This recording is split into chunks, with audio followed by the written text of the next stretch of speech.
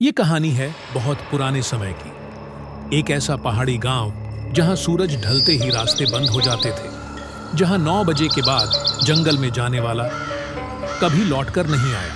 कहा जाता था उस जंगल में रहती है एक भयानक चुड़ैल। लेकिन जब एक हनुमान भक्त युवक उस अंधेरे में अकेला उतरा तो डर और भक्ति की ऐसी टक्कर हुई जिसने पूरे जंगल का रहस्य बदल दिया। ये सिर्फ कहानी नहीं है, ये है एक श्राप, एक युद्ध और हनुमान नाम की शक्ति।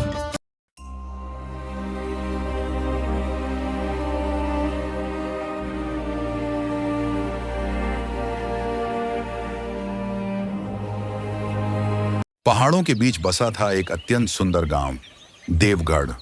दिन में यह गांव किसी स्वर्ग से कम नहीं लगता था।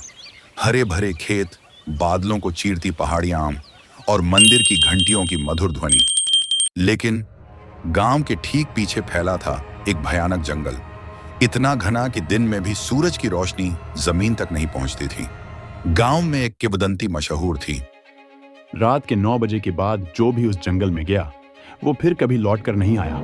कहा जाता था कि उस जंगल में रहती है एक भयानक चुड़ैल। उसकी हंसी हवाओं में तैरती थी और उसकी आंखें अंधेरे में जलते अंगारों जैसी चमकती थीं। उसी गांव में रहता था एक युवक, महावीर। बलशाली शरीर, निडर आंखें और गले में हनुमान जी का लाल गमछा। महावीर हर सुबह बजरंग बली के मंदिर में हनुमान चालीसा का पाठ करता। वो मानता था जहां राम का नाम है वहां कोई अंधकार टिक नहीं सकता। गांव के कई लोग जंगल में अपने प्रियजनों को खो चुके थे।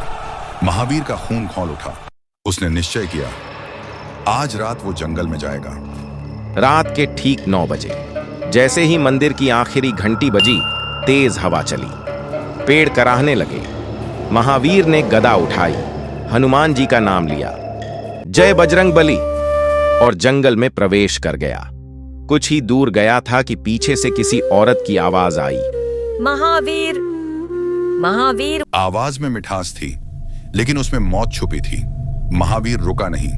अचानक सामने धुआं उठा और उसी धुएं से प्रकट हुई चुड़ैल। उलझे बाल, उलटी टांगें, लंबे नाखून और खून से सने होंठ। वो हंसी, तेरे जैसे कितने आए, सब मेरी भूख बने। चुड़ैल ने महावीर पर हमला किया। पेड़ टूटने लगे, जमीन फटने लगी। ऐसा लगा जैसे अगला पल जंगल का भाग्य तय कर देगा। लेकिन महावीर ने आंखें बंद की और जोर से बोला, ओम पवन सुत नमः, रामदूत नमः। जंगल में अचानक लाल प्रकाश फैल गया। महावीर को ऐसा लगा जैसे कोई विशाल छाया उसके पीछे खड़ी हो। एक दिव्य गर्जना गूंजी, अधर्म का अंत निश्चित है। चुड़ैल चीख उठी। हनुमान जी की कृपा से चुड़ैल राख में बदल गई, लेकिन जंगल शांत नहीं हुआ। महावीर ने देखा जंगल के भीतर एक पुराना श्मशान था, जहां वर्षों पहले काला तंत्र हुआ था। वो चुड़ैल नहीं, एक जागृत श्राप थी। सुबह महावीर लौट आया। गांव में फिर शांति लौट आई। लेकिन आज भी अगर कोई उस जंगल में जाए और ध्यान से सुने तो हवा में एक फुसफुसाहट गूंजती है। हनुमान नाम बिना सुरक्षित। सुबह की पहली किरण देवगढ़ गांव पर पड़ी। मुर्गे बोले, मंदिर की घंटी बजी, लेकिन गांव वालों के दिल में अब भी एक अजीब सा डर था।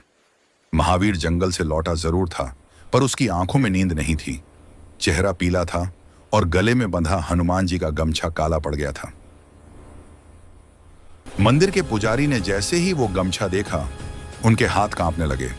उन्होंने धीमे स्वर में कहा, बेटा, चुड़ैल मरी नहीं है। महावीर चौंक गया। मैंने अपनी आंखों से उसे राख बनते देखा है। पुजारी ने मंदिर की दीवार पर बने एक बहुत पुराने चित्र की ओर इशारा किया।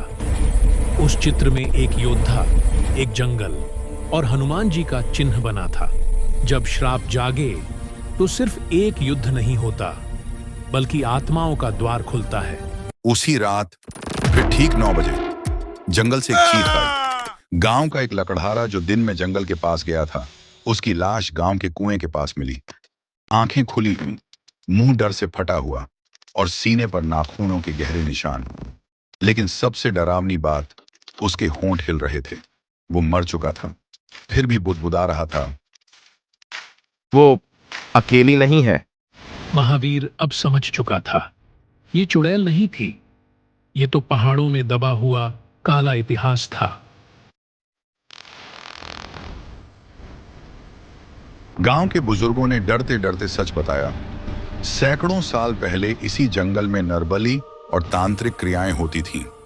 एक दिन गांव वालों ने मिलकर एक तांत्रिक स्त्री को जिंदा जला दिया था। मरते समय उसने श्राप दिया, हर पूर्णिमा मैं वापस आऊंगी और मेरा अधूरा कर्म पूरा होगा। उसी समय मंदिर की घंटी अपने आप बज उठी। महावीर को लगा जैसे कोई कह रहा हो, डर नहीं, पर अब युद्ध बड़ा है। उस रात महावीर ने संकल्प लिया, अगर ये श्राप है तो इसे जड़ से मिटाना होगा। पूर्णिमा की रात बस 3 दिन दूर थी। पुजारी ने चेतावनी दी, अगर उस रात जंगल के श्मशान में हनुमान यंत्र स्थापित न हुआ तो ये गांव नक्शे से मिट जाएगा। और उसी क्षण जंगल से एक सामूहिक हंसी गूंजी। एक नहीं, 2 नहीं, कई आवाजें। महावीर मंदिर से बाहर निकला। आसमान लाल था, हवा में जलने की गंध थी और पहाड़ी जंगल के किनारे उसे दिखाई दी कई परछाइयां जिनकी टांगें उलटी थीं। उन सब ने एक साथ कहा, अब तुम अकेले नहीं लड़ोगे, अब हम सब आए हैं।